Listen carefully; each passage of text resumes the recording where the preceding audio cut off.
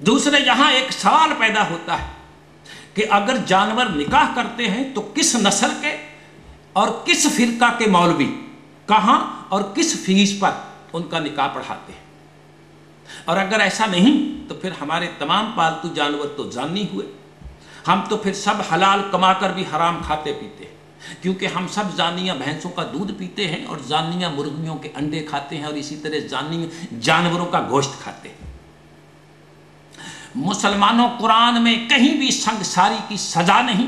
कुरान में जना और बोहतान की सूरत में सिर्फ कोड़े मारने की सजा है या छड़ी से मारने की सजा है, मगर हदीस संगसारी की इजाजत देती है। दरअसल इस झूठी सजा का पस मंजर बहुत तवील है।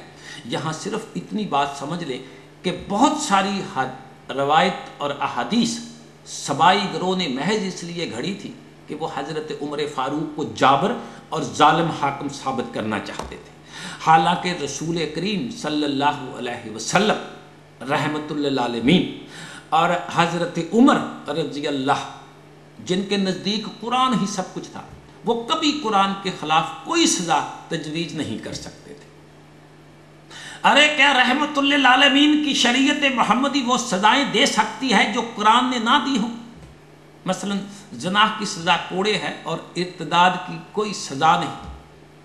अब अगर अहादीस की शरीयत ज़ना की सज़ा संगसार करना देती है और इर्तिदाद की सज़ा कत्ल करना देती है, तो क्या शरीयत हदीस शरीयत कुरान से बालातर है? अगर हदीस से ऐसी सज़ाएँ साबित हैं तो क्या अहादीस कुरान से बालातर हैं? अगर सहाबा के अदवार में वाक़या ही ये सज़ाएँ राइज थीं तो तारीख़ में उनका कोई सबूत तो मिलता नहीं, तो उनका क्या कोई सबूत है? इन सजाओं के सिलसिले में अर्ज है कि दर हकीकत सहाबा के हवालों से मलूकियती इमामों ने मुसलमानों को जबर और दहशत से दबाए रखने के लिए इस पर निज़ाम इस्लाम और अहकाम शरीयत की मोहर लगा दी और ये तरीका अख्तियार किया। फिर सूरा बकरा और सूरा अल-निसा में हुक्म है कि मरने वाला वसीयत कर जाए ताकि बाद में वरासत के चक्कर में खून खराबा ना हो और किसी की हक तलफी ना हो, मगर हदीस ने इस हुक्म को गैर ज़रूरी करार दे दिया। इसका पस मंजर भी तवील है। ये हदीस बनु उम्मिया के दौर में घड़ी गई कि वडेरे सरमायादार बादशाह हाकिम दरबारी मुल्ला ये चाहते थे कि उनकी विरासत सिर्फ उसे मिले जिसे वो चाहते हैं, जबकि कुरान इस हक से दूर दूर के रिश्तों को भी नजरअंदाज नहीं करता। इमाम बुखारी और इमाम मुस्लिम ने बेशक 6 लाख में से 6400 अहादीस को बड़ी छान पट के बाद दुरुस्त करार दिया, मगर उनके मजमुआ हदीस में अब भी कई कमज़ोर और घड़ी हुई रवायात हदीस की सूरत में मौजूद हैं। फिर सबसे अहम बात यह कि मुहद्दिसीन ने अहादीस को जमा करने के लिए किस असूल को एतमाद की कसौटी बनाया कि फ़लाँ शख्स ने फ़लाँ से सुना, फिर फ़लाँ शख्स का हसब नसब और करैक्टर कैसा था। अहादीस चंद इंसानों से चंद इंसानों तक पहुंचती हुई आई है, जिनसे ज़्यादा अगर कोई चीज़ हासिल होती है तो वो गमाने सेहत है, ना कि इल्म यकीन। और फिर जाहिरी सी बात है कि अल्लाह सुबहाना अपने बंदों को इस ख़तरे में डालना हरगिज़ पसंद नहीं फरमाता कि जो अमूर उसके दीन में इस कदर अहम हो कि उनसे दीन में तफरका ईमान वाक़या हो तो उन्हें सिर्फ चंद आदमियों की रवायात पर मुनहसर कर दिया जाए। मुसलमानों, ऐसे अमूर की नौयत ही इस अमर की मुतकाजी है कि अल्लाह सुबहाना उनको साफ साफ अपनी किताब में बयान फरमाते।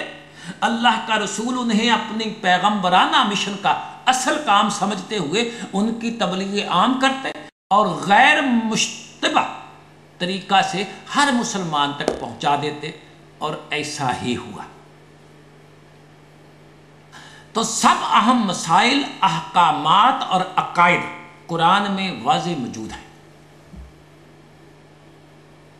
नबी अकरम सल्लल्लाहु अलैहि वसल्लम के कौल को मैं भी कुरान की तरह सही मानता हूँ, और मेरे नज़दीक जो अकीदा और जो हुक्म हुजूर ने बयान फरमाया है वो اسی طرح ایمان اور اطاعت کا مستحق ہے جس طرح کوئی عقیدہ یا کوئی حکم قرآن میں آیا ہو۔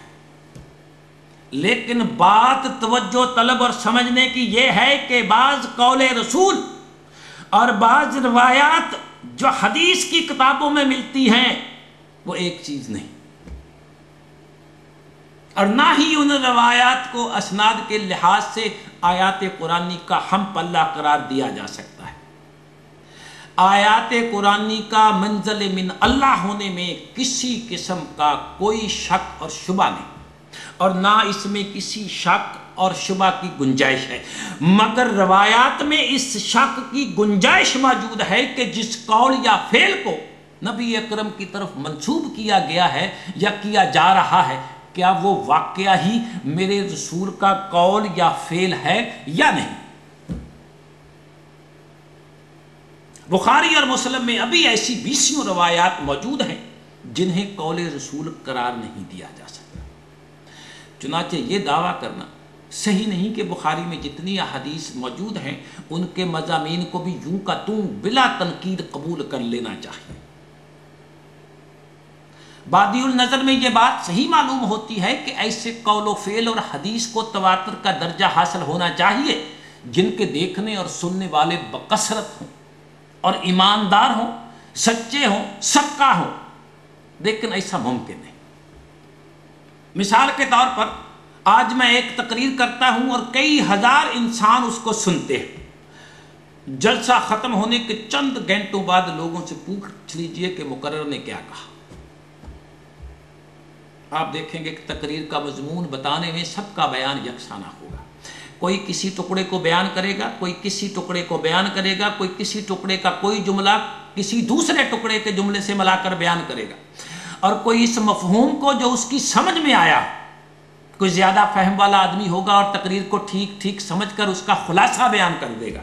کسی کی سمجھ زیادہ اچھی نہ ہوگی، وہ مطلب کو بھی اپنے الفاظ میں اچھی طرح ادا نہ کر سکے گا۔ کسی کا حافظہ اچھا ہوگا تو وہ تقریر کے بعض حصے اپنے الفاظ میں بیان کر دے گا۔ کسی کی یادداشت اچھی نہ ہوگی تو وہ کسی ایک بات کو بھی بیان کرنے میں غلطیاں کرے گا۔ یہ تھا وہ طریقہ جس کے مطابق احادیث کے مجموعے مرتب ہوئے۔ اب آپ خیال فرمائیے کہ اس طرح سے مرتب شدہ احادیث میں سے کسی حدیث کے متعلق بھی حتمی اور یقینی طور پر کس طرح کہا جا سکتا ہے کہ وہ من و ان قول رسول ہیں۔ اور مسلمانہ دوسری یہ بات بھی واضح رہے کہ احادیث کے متعلق یہ کسی کا عقیدہ نہیں ہونا چاہیے کہ وہ رسول اللہ کے الفاظ ہیں جنہیں محدثین نے آگے منتقل کیا۔ ان کے متعلق عقیدہ یہ ہے کہ وہ رسول اللہ کے الفاظ کا مفہوم ہے، یعنی اللہ کے رسول صلی اللہ علیہ وسلم جب کچھ فرمایا تو سننے والے صحابی کے الفاظ سے جو مطلب سمجھا اسے اپنے الفاظ میں راویوں نے آگے روایت کیا۔ اس طرح یہ مفہوم مختلف راویوں کے الفاظ میں آگے سے آگے منتقل ہوتا چلا گیا تا آنکہ آخری راوی کا بیان محدث نے حدیث کے مجموعہ میں شامل کر دیا۔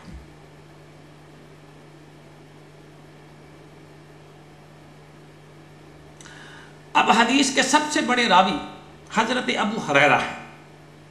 قبول اسلام کے وقت حضرت ابو ہریرہ کی عمر 30 سال سے کچھ اوپر تھی۔ اسلام لانے کے بعد وہ حضرت کی صحبت میں تقریباً 4 سال رہے۔ وہ ان غربا میں سے تھے جو اہل صفا کہلاتے تھے۔ ان کی وفات 59 ہجری میں ہوتی ہے۔ ایک حدیث کے مطابق انہوں نے حضرت عائشہ کی نماز جنازہ میں شرکت کی۔ انہوں نے 78 برس کی عمر میں وفات پائی۔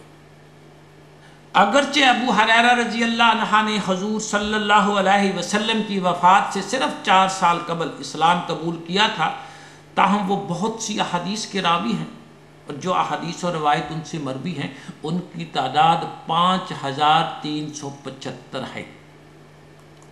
5375، مگر عوام قسم کے محدثین کے فیصلے کے اعتبار سے ان میں سے صرف 325 متفق علیہ درست ہیں، باقی 5050 حدیث ناقابل اعتماد ہیں۔ اب آپ اندازہ فرمائیں۔ پھر جیسا کہ سب مسلمان جانتے ہیں کہ حدیث کے سب سے بڑے مصنف امام بخاری ہیں، وہ بخاری شریف میں لکھتے ہیں باب کتاب علم میں، ایک دفعہ ابو ہریرہ نے حضرت سے عرض کیا کہ میں جو کچھ سنتا ہوں بھول جاتا ہوں۔ حضور نے فرمایا جب میں کچھ کہا کروں تو تم اپنا جبہ پھیلا دیا کرو، چنانچہ ابو ہریرہ نے ایسا ہی کیا۔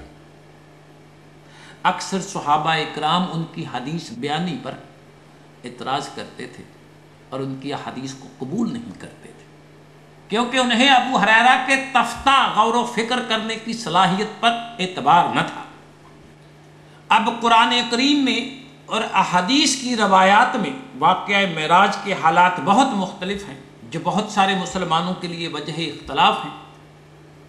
اس واقعے کی تفصیلات میں جانے سے پہلے ایک بات ذہن نشین کر لیں کہ ہر امت یا گروہ کا انسان اپنے پیغمبر یا راہبر کی شان دوسروں کے سامنے بڑھا کر اس لیے بیان کرتا ہے کہ وہ خود کو دوسروں سے بہتر ثابت کرنا چاہتا ہے، کیونکہ جب کسی کا راہبر یا رہنما دوسروں سے بہتر ہوگا تو اس کا پیروکار بھی اس سے بہتر اور برتر سمجھا جائے گا۔ رسول خدا کے زمانہ میں تمام انبیاء کی امتیں تھیں، حضرت موسیٰ کی امت یہودی، حضرت عیسیٰ کی امت نصارہ، حضرت محمد صلی اللہ علیہ وسلم کی امت مسلمان۔